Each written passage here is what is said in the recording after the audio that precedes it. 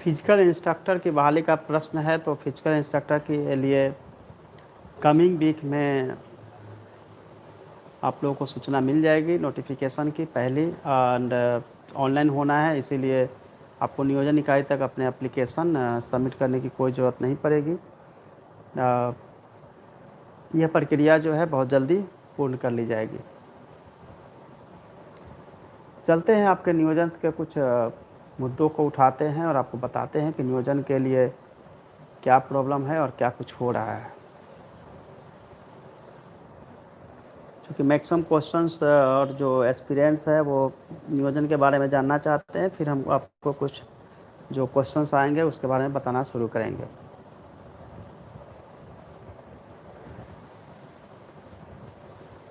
देखिए, शिक्षक बहाली को लेकर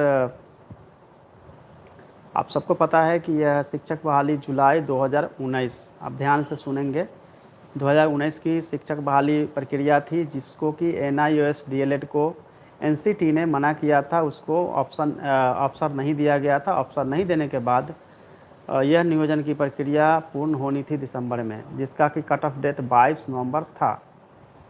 22 नवंबर के बाद किसी भी तरह की कोई एप्लीकेशन एक्सेप्ट नहीं किए जाने थे, लेकिन इसके बीच में ही हाई कोर्ट का डिसीजन आता है कि 30 दिन का समय NIOS DLED को दिया जाए। अब चूंकि आप सबको पता है कि टीचर ट्रेनिंग या BEd से जुड़े हुए मुद्दे को NCT ही देखती है। NCT जिस भी इंस्टीट्यूट्स को मान्यता देती है, राज्य सरकार या केंद्र सरकार, उसी इंस्टीट्यूट्स को जो डिप्लोमाधारी या फिर BEd जिन्होंने किया है उसको मान्यता देती है। क्योंकि आप सबको पता है कि NCT के गाइडलाइन के हिसाब से ही इंस्टीट्यूट जो है उसको एफिलिएशन प्राप्त है। चूँकि हाईकोर्ट से डिसीजन आता है कि 30 दिन का समय दिया जाए NIOS DLED को, और NCT ने ही मना किया था, उसके बाद विभाग से पत्राचार होता है NCT के, और वहाँ से एक लंबे समय के बाद यह डिसीजन होकर आता है कि नहीं, जो पटना हाई कोर्ट ने डिसीजन दिया है उसको सम्मान किया जाता है और उनको अवसर दिया जाए। तो चूँकि NCT ने ही मना किया था और उसने ही फिर एक्सेप्ट किया, उसी को ध्यान में रखते हुए 8 जून को 15 जून से लेकर 14 जुलाई तक NIOS के जो DLED हैं उनको एप्लीकेशन करने, आवेदन करने का समय दिया गया। यहाँ तक तो ठीक था, आवेदन होना था। उसके बाद जो न्यू शेड्यूल जारी की गई उसके मुताबिक 31 अगस्त तक प्रक्रिया को पूर्ण कर लिया जाना था। लेकिन इसी के बीच में सीटेट दिसंबर की तरफ से जो माननीय उच्च न्यायालय में रिट दायर किया गया, जिसमें कि 3 सितंबर तक के लिए स्टे किया गया। स्टे दो तरह का था, पार्शियल स्टे इसको कह सकते हैं कि प्रोसेस कंटिन्यू रखिए, आपको अपॉइंटमेंट नहीं देना है केवल। तब तक कोई समस्या नहीं थी, क्योंकि अपॉइंटमेंट नहीं देना है तो नियोजन की जो प्रक्रिया थी वो चल रही थी। मैंने पहले भी कहा था कि नियोजन ससमय होगा। उसकी वजह सिर्फ यह थी कि केवल अपॉइंटमेंट नहीं देना है तो नियोजन की प्रक्रिया पूर्ण कर लेनी थी, मेधा सूची तैयार हो जाती, सब कुछ हो जाता। बट इसके बीच में फिर से चूँकि 1 से 5 तक में DLED को प्राथमिकता दी गई थी, तो BEd की तरफ से एक रिट दायर होता है और उसमें 7 सितंबर तक यह कहा जाता है कि आप इसको स्टे रखिए। उसकी वजह यह है कि जो दिसंबर में विभाग की तरफ से लेटर निकली थी, जिसमें कि DLED को प्राथमिकता दी गई थी 1 से 5 तक में, और प्राथमिकता देने के साथ यह लेटर इशू किया गया था कि दोनों की मेरिट, DLED की और BEd दोनों की मेरिट अलग अलग तैयार की जाएगी। अब जबकि अलग अलग मेरिट अगर तैयार की जाएगी और उस पर अगर माननीय उच्च न्यायालय का स्टे आता है, तो अभी मेरिट तैयार ही नहीं की जा सकती है, क्योंकि यह डिसीजन ही नहीं हो पाई है कि प्राथमिकता रहेगी या नहीं रहेगी। और जब यह डिसाइड हो जाता है कि प्राथमिकता रहेगी या नहीं रहेगी, तभी मेरिट जो है वो फाइनल राउंड में पहुंचती है। तो एक स्टे के बाद फिर दूसरा स्टे लगता है। बहुत सारे हमारे जो बेरोजगार युवा हैं उनके मन में यह भ्रांति है या फिर कन्फ्यूजन है कि विभाग की तरफ से कुछ होना चाहिए था या विभाग इस पर कुछ कंसस नहीं है या विभाग की तरफ से नहीं रिप्लाई हुआ है। देखिए, इसमें सिंपल सी बात है कि आप लोगों में से ही अलग अलग जो समय में उन्होंने डिग्री लिया है या अलग अलग ग्रुप्स नहीं कह सकते, बल्कि यह कह सकते हैं कि अपने अपने जो उनके राइट्स है उसको लेकर सब लोग कोर्ट में गए हैं। अब जब अपने अपने राइट्स को लेकर कोर्ट में गए हैं तो निश्चित रूप से जो डिसीजन आए हैं वो स्टूडेंट के बीच का ही डिसीजन है, स्टूडेंट के द्वारा या फिर कैंडिडेट के द्वारा ही किया गया है। विभाग जो है वो लॉ बाइंडिंग है, हम भी जो है लॉ बाइंडिंग है। जो माननीय उच्च न्यायालय का निर्णय आएगा या जो डिसीजन आएगा उससे बियॉन्ड ना हम जा सकते हैं ना सरकार जा सकती है, कोई नहीं आगे बढ़ सकता है। हाँ, एक चीज़ और है कि 6 से 8 में, जिसमें कि हम 1 से 5 में प्राथमिकता है उस पर स्टे हो सकती है, लेकिन 6 से 8 में पहले वाले केस के हिसाब से हम अपॉइंटमेंट नहीं कर सकते हैं, लेकिन मेरिट के लेवल तक या फिर प्रक्रिया को हम आगे जारी रख सकते हैं। तो 6 से 8 हमारे पास एक ऑप्शन है जिसमें कि हम प्रक्रिया को आगे रखेंगे और विभाग द्वारा जल्दी ही लेटर इशू 14 के बाद में हो जाएगी। तो उसमें जो प्रोसेस बचा हुआ है, दावा पत्ती से लेकर नियोजन इकाइयों का अप्रूवल होना, ये सब तमाम प्रोसेस जो है ससमय पूरा करा लिया जाएगा।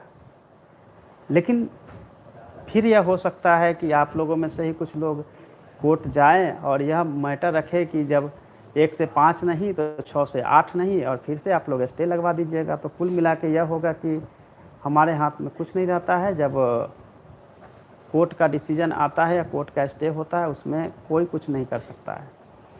तो ये सब के सब जो कोर्ट का चक्कर और कोर्ट का केस का जो पूरा का पूरा झमेला कह सकते हैं कि वो जो हुआ है वो स्टूडेंट के अलग अलग जो ग्रुप्स हैं उनके ही द्वारा हुआ है, ना ही विभाग के द्वारा इसमें कुछ हुआ है। सरकार और विभाग दिसंबर में ही नियोजन को पूर्ण कराना चाहती थी, जिसको कि पहला स्टे या यूँ कहिए कि डिसीजन आता है रीट में, डीएलएड एनआईएसओ को मानता पहला।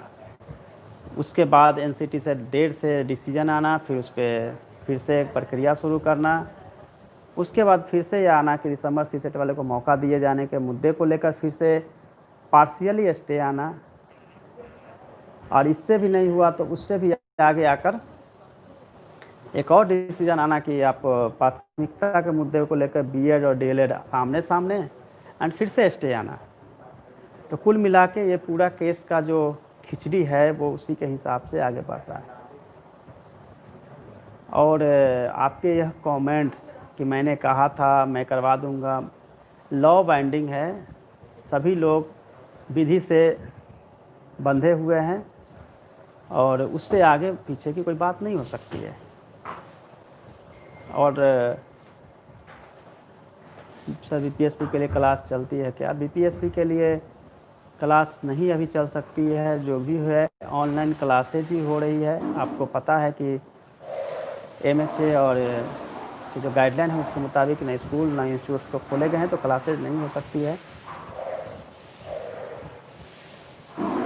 तो एक आप काम कर सकते हैं कि अगर बीपीएस से संबंधित कोई आपको चैप्टर पे कुछ जानना होगा तो आप मुझे क्वेश्चंस कर सकते हैं, मैं उसका जवाब देने की कोशिश करूँगा।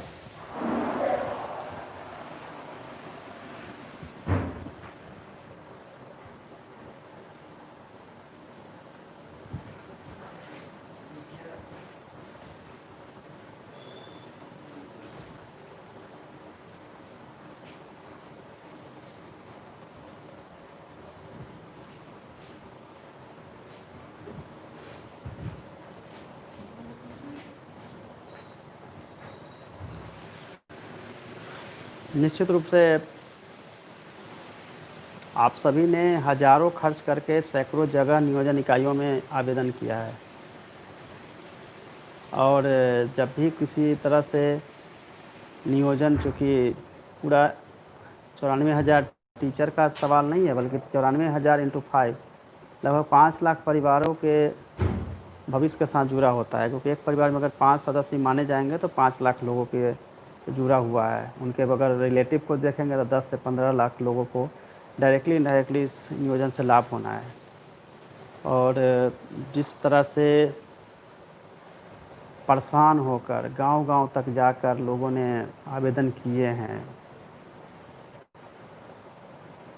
और उसके बाद इस तरह की स्थिति आती है, तो हमको पता है कि आपके घर से भी बहुत प्रेशर होता है और हमेशा होप होता है कि अब हो जाएगा। पहले था कि चलो हो जाएगा सितंबर अक्टूबर में, फिर हुआ दिसंबर में हो जाएगा, फिर आया मार्च में हो जाएगा, फिर आया भी कि हम लोग 31 अगस्त तक कर लेंगे। अब जो है मैटर सितंबर तक गया है। तो ये डिले और चीज़ें जो है वो बिल्कुल कोर्ट के इर्द गिर्द घूम के ही रुक जा रही है।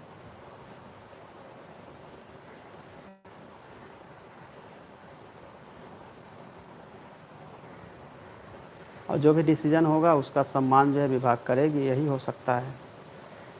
रही बात मेरे ओपिनियन की, तो मैं ओपिनियन नहीं दे सकता हूँ, क्योंकि कोई भी ओपिनियन जो है किसी न किसी को लगेगा कि अच्छा है, किसी को बुरा लगेगा, उससे अच्छा है कि चुप ही रहे।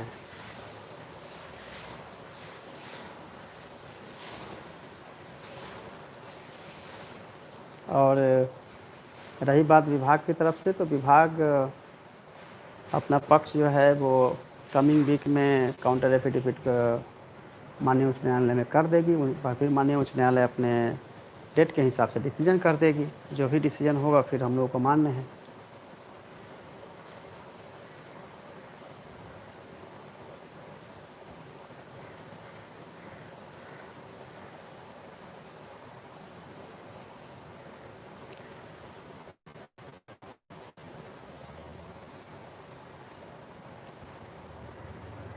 और जो भी होगा आपको लेटर के माध्यम से बता दिया जाएगा, और टाइम टू टाइम जो भी इंस्ट्रक्शन होगा वो लेटर के माध्यम से चला जाएगा।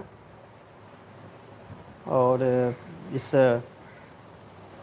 लाइव का सीधा सीधा मकसद है आपको बताना, पढ़ाना, और नेक्स्ट टाइम से हम नियोजन की बातों पे हमेशा अलग से आपको बता दिया करेंगे, या फिर विभाग द्वारा लेटर इशू कर दिया जाएगा।